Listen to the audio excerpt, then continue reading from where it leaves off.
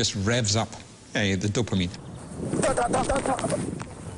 Ο Μάρκ είναι πολύ συχνός χρήστης κάνναβης από 13 χρονών. Του εμφανίστηκαν κάποια ανησυχητικά συμπτώματα και τον παρέπεμψαν σε ψυχίατρο. When I was trying to get to sleep, I'd like close my eyes and put my head down, and I could hear my mates talking. It was two of my mates just talking to each other. What, like having a conversation? Yeah. In your head? They were there talking to each other about the most randomest things. I don't know, probably talk about skateboarding or something. And then it started going on to, I'd open my eyes and I could see people standing at the bottom of my bed and stuff. Ο Μάρκ και οι φίλοι του κοντεύουν τα 20. Έχουμε αλλάξει την πραγματική τους ταυτότητα όχι γιατί καπνίζουν κάνναβη, αλλά γιατί έχει διαγνωστεί πως ο Μάρκ μπορεί να εκδηλώσει ψυχώσεις. Η μητέρα του και ο γιατρός του θέλουν να τον προστατέψουν από τα σχόλια και τις κρίσεις της κοινωνίας. Did you ever feel paranoid? Well, yeah, paranoid just pisses you off because you can't do anything. You can't relax or anything without being worried that someone's there, constantly looking over your shoulder. I couldn't walk down alleyways with my headphones in and everything. I'd always look behind me. Because you'd feel nervous? Yeah, at some points I've just took my headphones out and ran. Just like ran. Although there was no one there? No one's there, but you just run anyway because it's proper freaky. Γιατί όμως εμφανίζει ψυχώσεις μόνο ένα μικρό ποσοστό των ανθρώπων που καπνίζουν κάνναβη σε νεαρή ηλικία? Ο καθηγητής Μάρεϊ αναρωτιέται αν αυτοί που εμφανίζουν ψυχώσεις είναι με κάποιο τρόπο πιο ευαίσθητοι στο ναρκωτικό. Μήπως έχει να κάνει με τα γονίδια τους?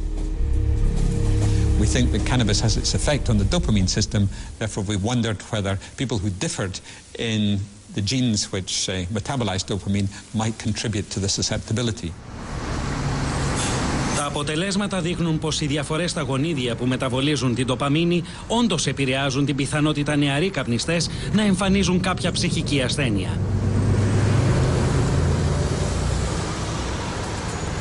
Έχοντας καπνίσει κάνναβη στα νιάτα μου, αναρωτήθηκα αν ήμουν σε κίνδυνο τότε. Μια απλή εξέταση αίματος θα με βοηθήσει να μάθω. Καπνίζω κάνναβη περιστασιακά για ψυχαγωγία, κάτι που δεν γνώριζαν στο πανοράμα όταν μου ζήτησαν να δουλέψω στο ντοκιμαντέρ. Καπνίζω ελάχιστες ποσότητες. Όταν ήμουν 15 τα πράγματα ήταν διαφορετικά. Κάπνιζα τα Σαββατοκύριακα και μερικές φορές με έπιανε παράνοια, τόσο που το σταμάτησα για πολλά χρόνια. So that goes off to the laboratory now, does it? Τα αποτελέσματα των εξετάσεων θα είναι έτοιμα σε 2 περίπου εβδομάδες. Για μερικούς νεαρούς καπνιστές, η κάνναβη έχει εισχωρήσει πολύ βαθιά στις κοινωνικές τους ζωές. To be honest, I reckon like, I'm addicted to it.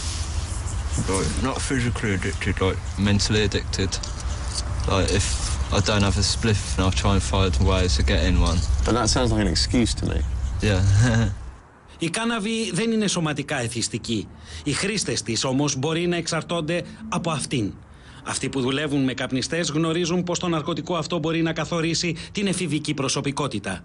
It grows more into their whole social circle, so all their friends will smoke cannabis. So if they want to go out and socialise, they can only do that with somebody else who will also want to smoke cannabis. The majority of people I know smoke, and If you were with your mates and you said, look, I don't want a spliff, I mean, you'd sort of stand out a bit. yeah, you'd be the only one not smoking. And the longer they've smoked, the longer they've been in that social circle, the more reduced like their social network will be. Even if you wanted to not smoke, it's quite awkward because you don't have to ask for a spliff, it just gets passed to you. So in fact, it's an active, you have to actively opt out. You have to say, no, I'm not having any. And then everybody will be like... And then they'll be like, oh, then. And then they'll roll another one and pass it you like first or something because they want to see if you'll crack. Η Dr. Skate είπε στο Μάρκ να σταματήσει να καπνίζει. Amanda says if I keep on smoking cannabis, there's a chance I can develop schizophrenia. Doesn't that give you a sort of pause for thought? Yeah, it helped me cut down a lot more. But I mean, just, I don't know. Cannabis it's like a hobby now. I've got used to smoking it that much that it's just forced habit. What does it look like? This one is cannabis bush. Σε αυτό το σχολείο στο Κέντ γίνεται μια προσπάθεια να μάθουν τα παιδιά για τους κινδύνους των ναρκωτικών. Όσο περισσότερα ξέρουν, τόσο πιο εύκολα θα μπορούν να αντισταθούν στις πιέσεις της παρέας. Το σχολείο ανησυχεί για τα αποτελέσματα της τελευταίας έρευνας. Πολλά παιδιά μπορούν να βρουν κάνναβη πολύ εύκολα. If you know someone who takes cannabis, and you could probably just ask him. If you know, like, friends of friends, then it's quite easy to get hold of it. How many people think if they wanted to get hold of cannabis, they could get hold of cannabis? So that's like probably what? Over half the class? That's over half the class. Τα παιδιά όμως είναι μπερδεμένα σχετικά με τον νόμο γύρω από την κάνναβη. Can you have a small amount, enough for one joint on you? Is that allowed? Is that allowed? Who thinks yes?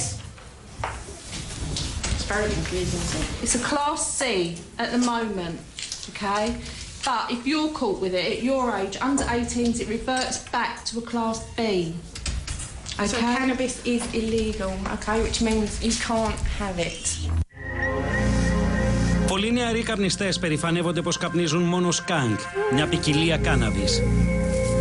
Το σκάνκ είναι πολύ δημοφιλές γιατί είναι δυνατό. Κάποιοι ισχυρίζονται πως το σκάνκ συνεισφέρει στην εμφάνιση ψυχώσεων σε νεαρούς καπνιστές.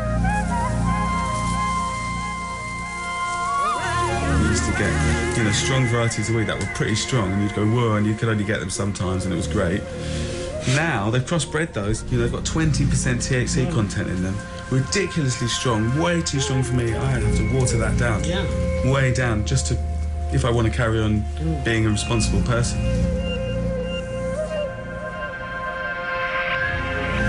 That's what all these kids don't realise. They get a £10 bag of weed, and they put it in one spliff, and they go.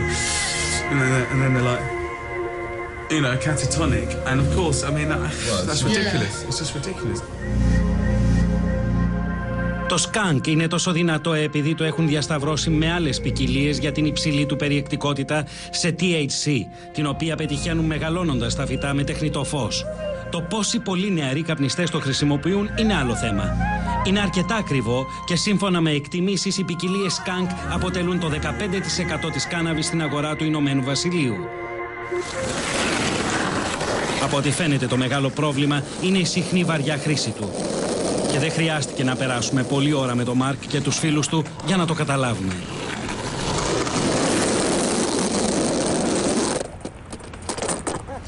So what effects do you think smoking all this cannabis has had on you? Not being able to sleep. Yeah, it helps to sleep sometimes. I occasionally get like random voices in my head and actually hear voices. Actual voices. I've had a conversation with myself. Speaking out loud. That you find that worrying? I don't really find it too worrying, but I'm still 99.9% sane. You're on medication for your depression? No, except for I'm on medication for depression. Είναι δύσκολο για κάποιον να παραδεχτεί πως έχει συμπτώματα κάποιας ψυχασθένειας, ιδίως στα εφηβικά χρόνια. Γίνεται ακόμα πιο δύσκολο όταν κανείς όπως ο Μάρκ και οι φίλοι του μαστουρώνει και έτσι συνηθίζει τις περίεργες σκέψεις και εμπειρίες. A certain amount of unusual experiences is accepted within the groups, but what our clients find it hard then is that they've got much more severe problems, or they're also getting paranoid 2 days later when they haven't had any cannabis, or when they're completely on their own or in the middle of the night. And it's really difficult to say to their group, I don't want to smoke it, and I'm beginning to get mentally unwell. Αυτή η άρνηση μπορεί να μας εξηγήσει γιατί τόσοι πολλοί νέοι, οι γονείς τους και οι γιατροί τους παρατηρούν τις προειδοποιητικές ενδείξεις τόσο αργά.